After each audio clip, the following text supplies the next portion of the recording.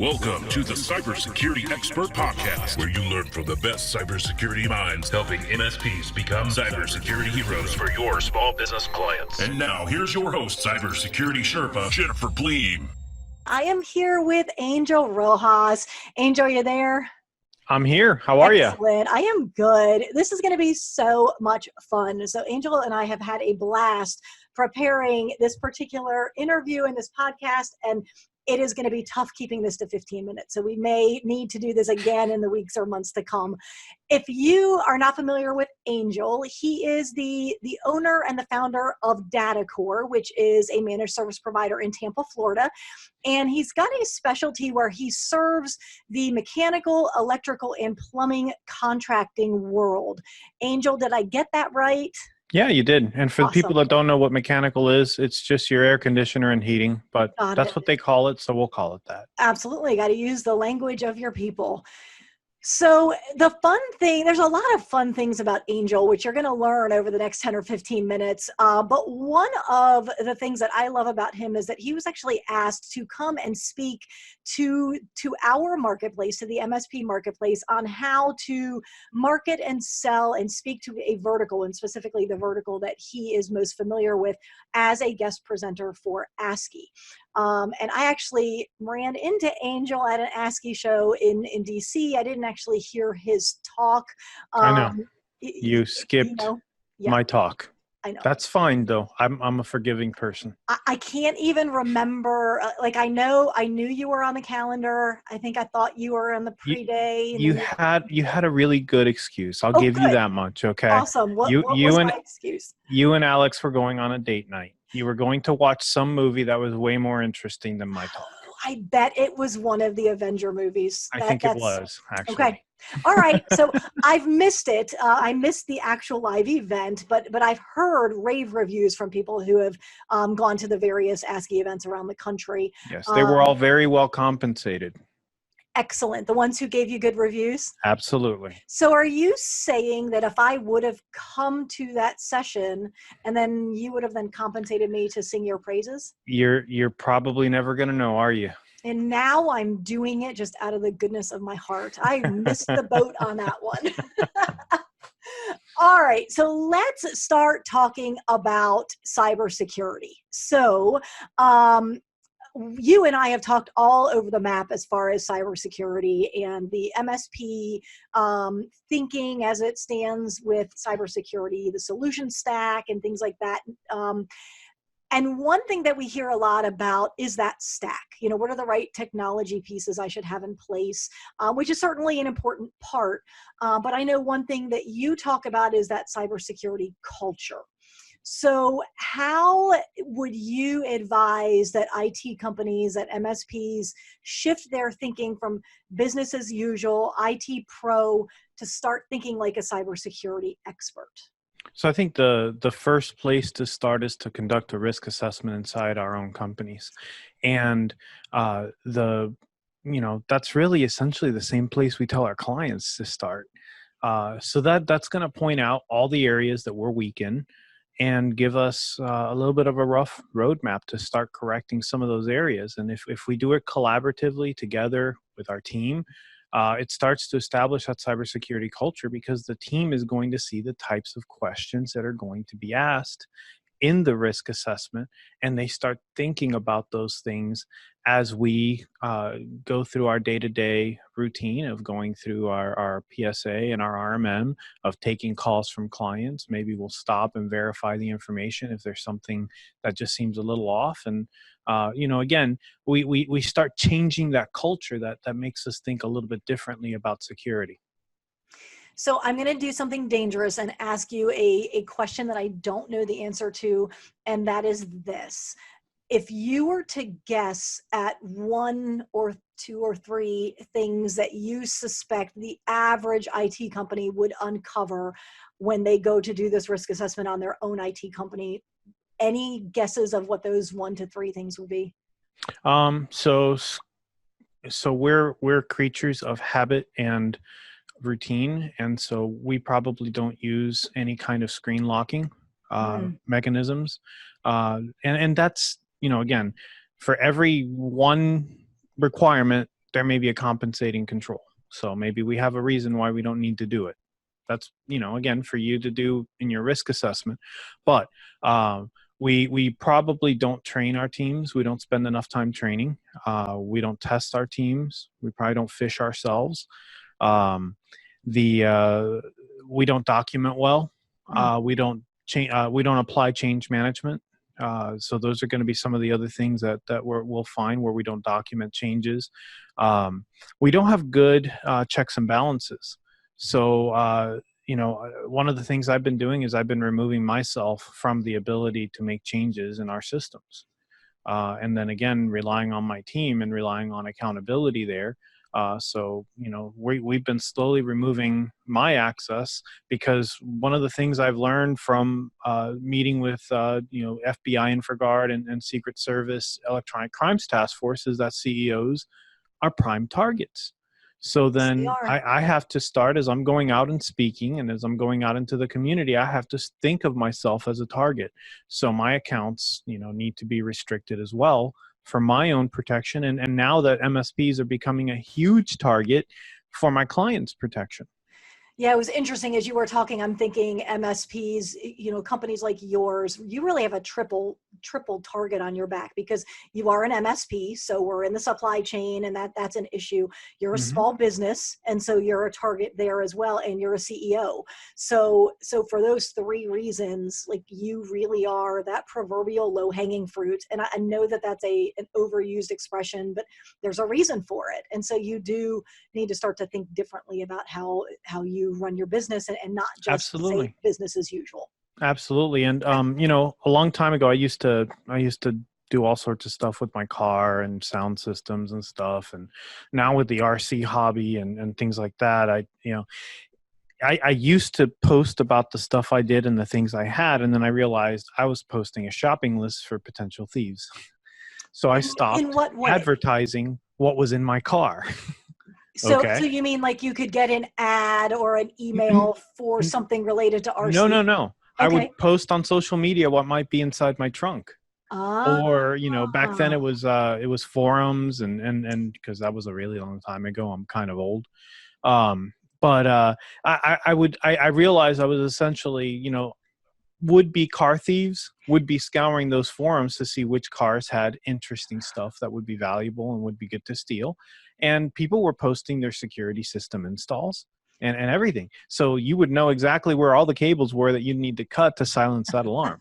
And so I, as I've been speaking this year, I've been looking at it the same way, thinking, okay, I'm posting client testimonials on my website. And this is something interesting maybe we can delve into at some point. But marketing and security really don't go hand in hand. Yes. Because I've got client testimonials and I've considered taking them down again, because I don't necessarily know that I want a potential attacker to be able to know which targets they can get if they get to me. Right, because there's no way to display a website full of social proof to the legit people. And so that social proof can very quickly become social engineering. It's interesting. I have had that same thought. And obviously social proof is huge, and having those testimonials so important to justify that you are a legitimate company and you provide quality work and you're worthy of the pricing that you've created. But at the same time, you're potentially, very realistically, putting a target on either your client's back or yours. So if there's a bad guy that wants to get into one of your clients, they now target you to get to that client. Again, the whole supply chain thing. Exactly. So, baking in security into our marketing and into our social media strategies is also an area that most MSPs don't really think about and consider. And again, there's nothing wrong with not considering it. It's not how we're wired. Mm-hmm. Agreed. So almost before you start to market, you've got to have a solution or a set of solutions that you're going to market. So if we look at cybersecurity solutions, that's a piece of it. But what about on the policy side? Where do you, if you were going to make a recommendation to MSPs, where should they start when it comes to cybersecurity policies for their company and their clients? I'm going to give you the legal answer. The legal answer is you should always consult with an attorney when it comes to your policies, internal policies and procedures. And the reason why is because policies and procedures are essentially law for your business. And if you look at a lot of the regulations, you will be evaluated by the policies and procedures you wrote. So when you go, if you have to go to court or defend, yourself in the case of a breach or any action related to it, if you downloaded policies and procedures that were a template, and you set a standard for yourself that was not reasonable for your size company by way of those policies and procedures, you wrote them, you adopted them, you ideally trained on them, so you're going to be expected to have followed them. So you don't recommend necessarily that the MSP or MSSP, which is a whole nother topic we may have time to get into. We've only got a few minutes left. I wouldn't open that can of worms. Okay. But it's your webinar. I know. I'm looking at the clock going, we have 4 minutes, or 3 minutes. I'm not sure we can talk about the whole MSSP term. Okay. So your recommendation would be, don't create policies. That's the job for an attorney. I would say that that's my recommendation. The middle ground is to read every word, take a crack at adapting them, and then have an attorney review it. I think you'll end up with less cost that way. But again, I really would advise MSPs against trying to write or even provide to their clients policies and procedures, even as a template. It's just dangerous ground. And the way my attorney worded it was practicing law without a license. And I just didn't like that term. Yeah, that doesn't sound like something we should ever wake up and attempt to do. That's not on my bucket list. I've got a long it's not on mine list. either. That's not one of them. Okay. Awesome. All right. So we've got a couple of minutes. There's a lot of conversation in the channel about how to sell cybersecurity, and that a good way to get in the door with a client or a prospect is to do a risk assessment. How do you approach risk assessments? What's your philosophy when it comes to risk assessments and then selling the cybersecurity solutions? Sure. So selling cybersecurity, the way I do it, is very slow. Takes a lot of time, but it's got a high close ratio, and it carries a lot of value with it too. And the reason why is I involve the attorney partner, or I involve external parties that can do a true risk assessment where it's needed. For clients that don't need a full-on risk assessment, I try never to call it a risk assessment. I call it a risk profile. Okay. Because a risk assessment carries some legal weight behind it, especially with PCI and HIPAA. And I know that for CPAs, they have to abide by the FTC security rule. So risk assessment carries a lot. What I like to do is walk clients and facilitate a self-risk assessment. But before we do that, my lead-in is a risk profile. So I want to take a snapshot of what they have and just give them a 30,000-foot view of where I see their risk just by asking several questions. Now, that's something that most MSPs are really good at. They're really good at assessing an environment very quickly. We have trouble presenting what we found in words and pictures that make sense. So by doing that and using that risk profile, if you present it properly, it can leave behind that emotional feeling that you need in order to take it to the next step. If you don't leave a not okay emotional sense and feeling, you're not getting to the next step.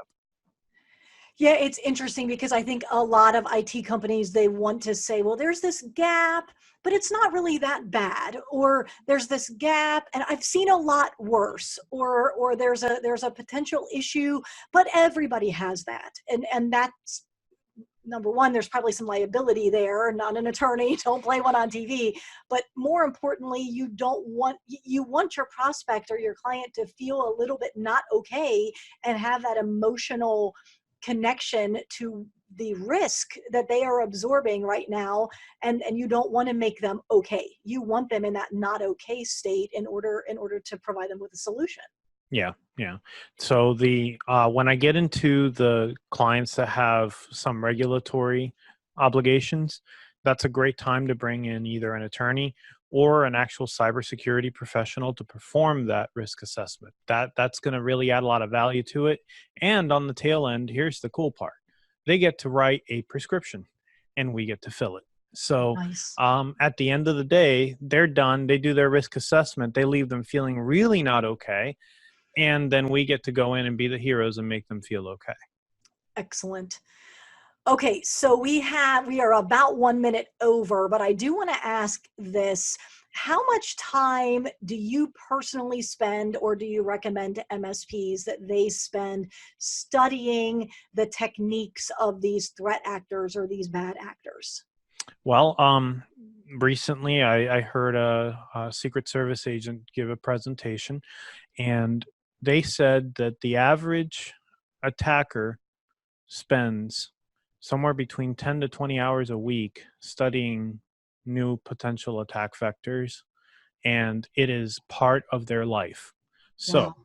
with that said, I don't know. It really comes down to how important is it for you and how critical is it for your business and for your clients. If your adversary is spending 10 to 20 hours a week, I think that speaks for itself. That's a big deal. I mean, if they're spending even 10 and I'm spending, 10 minutes, if it's even a consistent part of my week, there's a big disconnect there. So Sure. And at the same time, that's where you have some business decisions to make too. whether or not you really are wanting to focus on security, which is a Focus whole on it other- or take it head on, or maybe again, offload some of that risk to somebody else. for sure. Excellent. Well, I really, really appreciate you coming on here and sharing your thoughts about the cybersecurity landscape and the threats and how to start to bake cybersecurity into your culture and not just look at a stack of tools as checking the box for yourself and your clients. So Yeah. I know Thanks for that- having me. Yeah, absolutely. This is a lot of fun. I mean, man, I kind of wish everybody could have, well, maybe not. I was gonna say, I kind of wish they could have heard all of our conversations in the green room. Yeah. Last week's was fun. It was a lot of fun. Today's was fun too. We were just a little more focused because we knew we only had 15 minutes and other people might be watching it. Absolutely. No, last week's was fun though. Maybe someday we can open up that MSSP Pandora's box. Yes, we may really need to make some open up- people upset. Yes, I know the whole concept of MSSP, it's like become a cardiac surgeon in 90 days or less, guaranteed. That's right. Like that's not the doctor I would want to go to for open heart surgery. Nope. But yeah, okay, we cracked Pandora's box, but I'm going to table that for today, and maybe we will come back at a later date and park there, and I guarantee you that conversation will be all over the map. So for now, again, Angel, appreciate your time. If you want to reach out to Angel, what's the best way for people to connect with you? Just find me on LinkedIn. That's probably the easiest way. It's a lot easier to spell than my email address. So just find me on LinkedIn. Angel, spell it Angel, not Angle. I don't know why people think I'm an angle. So, but Angel, maybe because Rojas, they know you're not an angel. I don't know. I'm just spitballing. You're gonna open up that Pandora's box now? Oh, I changed my mind. Let me suck it back. I didn't say that. Okay, so Angel, Angel. Yep, Rojas, Rojas. Just find me on LinkedIn. We can connect on there and take it from there. Awesome. Thank you again. Appreciate your time, and we will talk soon. Jennifer Awesome. Bleam, Cybersecurity Sherpa, signing off for now. To learn more about how you can become a cybersecurity hero for your clients, request your hero assessment today. MSPsalesrevolution.com/hero.